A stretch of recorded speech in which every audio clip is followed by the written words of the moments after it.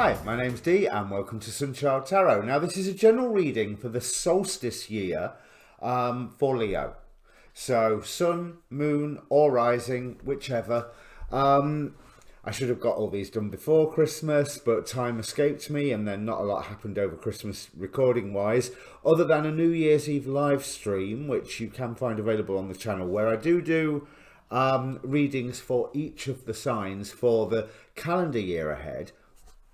Different spread, so I really wanted to continue doing these solstice year readings. Now this is the solstice year that started with the solar eclipse and the lunar eclipse, both of quite significant natures, leading into the Jupiter Saturn Conjunction on the day of the solstice. So obviously, you know, it's going to be a big year. It's a whole new shift, it's a whole new change. Now, there are links down below to both solar and lunar eclipse readings and to my shows with astrologer David Fischer, where we're discussing all the ins and outs of these transits. So especially the one show, 2020 season finale. I highly recommend that you go and have a look at what David's got to say on that one. Also down there is of course the link to the Facebook page for the channel. It's where I will post these videos, obviously, but a lot of the astrology videos that I watch, and more importantly as well, it's got its own inbox. So if you want to contact me directly for a personal reading, that's a good way to do it. There's also a link tree link down there that will take you to whichever media is useful for you. As ever, general reading, but watch your sun moon, your sun sign, your rising sign, and then your moon sign to look at the more emotional side of things. So, general reading rules apply. Yes, this time I've written myself a list for all of my quick blurbs so I don't forget anything. Timing is far from absolute, but it's pretty much based on the year. If somebody else appears in this reading, which is an ambiguous statement for this reading by the looks of it, but if someone else appears in the reading, then roles can get reversed. I can think it's you when it's them, or them when it's you, because I see the energies and the movements, not necessarily the people. But this is quite a self-focused reading, even though other people are involved, because this is a really nice reading for you, Leo. So I don't think there's any more waffle for me to say, so let me bring the cards up and you will see the highlights. You will see what I mean. So I want to...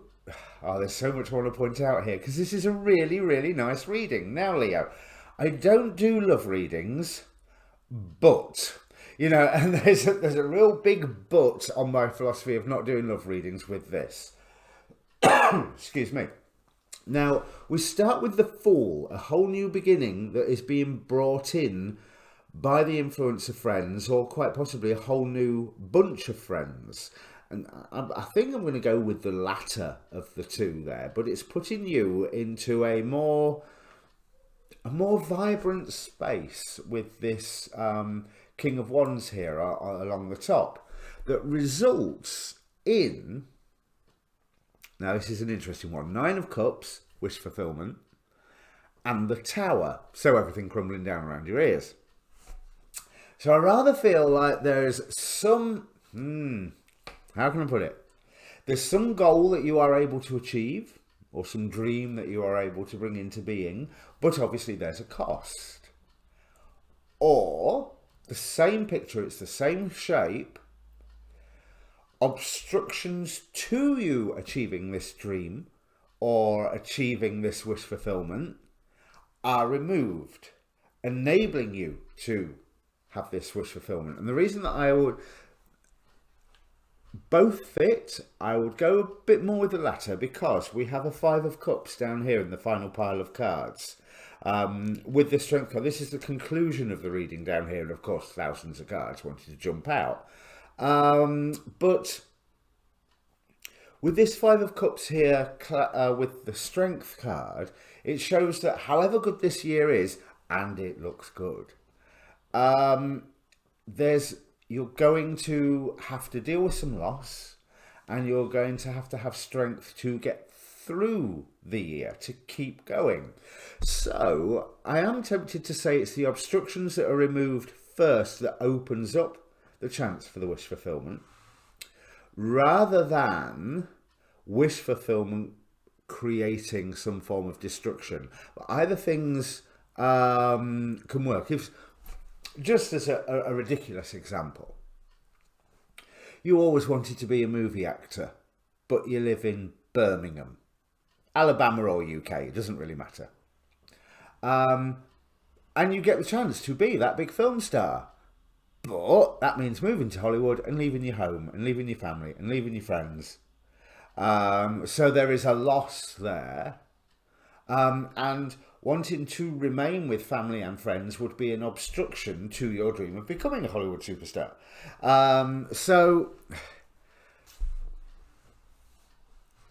that's maybe the wrong thing to say about using family and friends as the obstruction. But there is an obstruction that is removed that allows wish fulfillment, or wish fulfillment requires that certain things fall away from your life. Either way, there is a grieving process that you'll have to go through. But it is a whole new beginning, and I love this top row, what crowns the situation. If you look at it like in, say, the middle bit is the inner of the Celtic cross. New beginning, new friends, cause for celebration in a very, very capable and forward thrusting energy. King of Wands here at the centre, where you are taking decisive action as and when required. There's necessarily no real overreaction. It's just, you know when to move, you know when to go, and you know when to withhold action. Just to go, yeah, I could do this today, but if I do it in 3 days' time, it'll have a greater effect. So I'm going to do it in 3 days' time.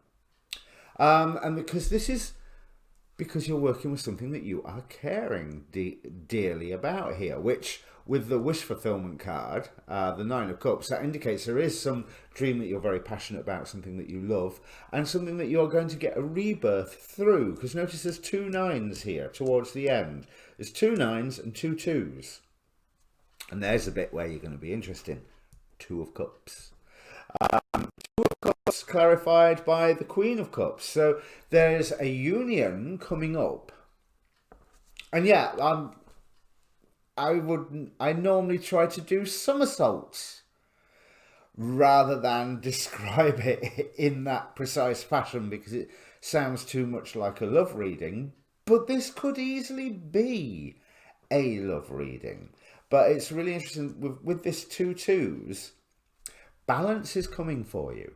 Balance is coming for you. It's almost like it's being presented to you. It's not even like the traditional 2 of Pentacles. You know, you're swaying and you're shifting things to keep the weight going. And no, this is the balance arriving. You are under the watchful eye of an angel with the Temperance card. But with this Temperance card, your balance, your 2 cups of the Temperance card, also representing this 2 of Cups, is supported by a solid old tree that has grown for years and ain't moving. There's a really solid but living, vibrant foundation. This is really quite beautiful, this middle bit. There is a union coming through. Again, doesn't have to be a relationship, but it does sound very relationship. I can't deny that. That promises ever revealing layers. The Queen of Cups is often a card where I think of let me see, a glass of water here. There's like even the Rider-Waite or a few of the more traditionally designed decks. The Queen sat there with her cup in her hand, and can sometimes be, she's got a hand over the cup. And I almost feel like it's plotting and it's scheming, but not always in a bad way. It's like, oh yeah, you think that's a treat. You just wait till you see what I'm going to pull out of this cup. You know, so it can be a really positive thing. It's that idea of things getting better and better and better. You know, and just it's not just when you thought it was safe to get back into the ocean. It's more of a just when you thought things were going so right, they couldn't get any better. Ta-da! Here's better. That is balanced, however, with this falling away of whatever it is. Because whatever does fall away to open up for your wish fulfillment, it is something that you will want to grieve. But the world sure makes up for it. You are supported in this. But you are quite possibly, and I think this might be more towards the end of the year, the grieving aspect, you are quite possibly positively encouraged to do that grieving. There is an enormous sense of, yeah, if you want to grieve that, it's okay. Absolutely it was a block. Absolutely it was preventing you from becoming a Hollywood star, you know, or whatever. But it's okay to be upset, to miss it, to allow that change. Because, again, we've got a wish fulfillment vibe with the star card at the moment. But I do feel that this is quite a developing year where it's not just that you have balance thrust upon you, as if the universe has gone, here, hold that. It's that you get to understand that balance and absorb that sense of balance within you by being presented with this balance. It's not like it's enforced. It's literally, I get that sense of, here, hold that. And as you are holding this universal balance, whatever it is, you're suddenly going, you know, this is actually quite easy. This is a lot better than I thought it would be. I do feel good doing this. You know, and it sort of suffuses you and becomes part of you. So that if the universe was going to just go, thank you, and pick it up again, and take it away and go and put it with somebody else, you're still very much there, sort of, you know, I feel good. I can navigate this. I can spread this. I can shine this like a like a light. You know, there's information that comes here. There's some on this bottom row. So you could take this as the mundane aspect of what's going on in the year. You could also take this as towards the end of the year. But this top row, I think, is so powerful, so positive. This middle row is such a gift. Two of Cups, there's that union that brings a wonderful sense of balance that gets you very nearly there. Now, we've got Nine of Wands, Four of Swords, clarifying it. So, wounded warrior that needs to take some time to rest and heal. But also nearly there with plenty of time to appreciate the beauty of the world in meditation. So I'm not saying all Leos go out and meditate, but it won't do any harm. But that you, with this process that you've got going on, with this balance being thrust upon you and this loss at the same time needing grieving, you are actually given the space to process all of this. It's not just one thing after another, after another, after another, so that after 7 months you're just like, what's next? You know, and you've not even finished processing list number 1 of a list of 361 different things that have gone off. You are going to be given the chance to explore your own underworld, which I think is nice. That's a positive thing. Now, the more outward, there's information that comes to you that you have to react fairly fast to, but you're also going, okay, right, it's not just that I'm going to react fast, I'm going to tackle this. Page of Swords going to the Knight of Swords here, and with this Knight of Swords fighting a giant goose, I think it is supposed to be. I assume that's it. So it's like Tom Thumb versus a giant goose or something. There is that sense of confrontation. There is that sense of, there's, but with a cause. It's not just, let's batter somebody with my sword. It's very much, I hold aloft my magic sword and I say the words. This, again, this leads to wisdom coming through to you, information coming through to you, which creates an immense amount of debate. And it's almost like, I've got to stop saying that. It is like debate lines can be drawn of certain people are on one side of the debate, certain people are on the other side of the debate. But I rather see that as constructive. And I was curious, I also get the feeling of, because of what you reveal and how you're fighting whatever battle this happens to be, like say ideological battle, it's almost like you drop a truth bomb at a load of people and set them fighting amongst each other, which allows you to just carry on going, right, I'll carry on what I was doing now, thank you very much, with a sense of accomplishment. Because certain people that, even if you are right, they will never be satisfied that you are right. If they didn't like your answer to start off with, they're probably not going to like your answer at the end of the process either. And the fact that it may be correct or useful or the most productive way forward or whatever doesn't matter. Because if they don't like it, they don't like it. But they will struggle to find a better one, and you can leave them alone in that struggle. Because things work out lovely for you here at the end. You have the only downside, like I say, strength with the Five of Cups. There's some loss that you come to terms with, that you come to deal with.